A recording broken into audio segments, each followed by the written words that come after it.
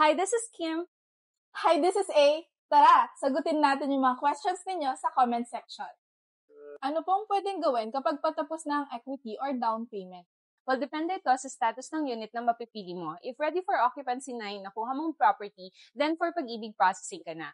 Pero in most cases, kapag pre-selling naman yung nakuha mo, dadaan ka muna sa tinatawag nating waiting period. So, habang nasa waiting period ka, naka-stop payment ka muna nun. So, ang pwede mong gawin is i-compile na yung mga requirements mo para by the time na ready for processing na, is ready na rin yung mga requirements mo. And habang nag-aantay, pwede ka na rin mag-ready ng mga kakailanganin mo for the move-in expenses. So, meron tayong tinatawag na moving fees for electrical, water, street lights, garbage, homeowners association dues, and kung meron ka pang ipapaayos dun sa bahay mo, pwede mo na rin tong paghandaan or pag-ipunan, pero once ma-turn over sa'yo, ready ka na rin to renovate or improve your house. Thank you nga pala sa nag-ask ng question na to.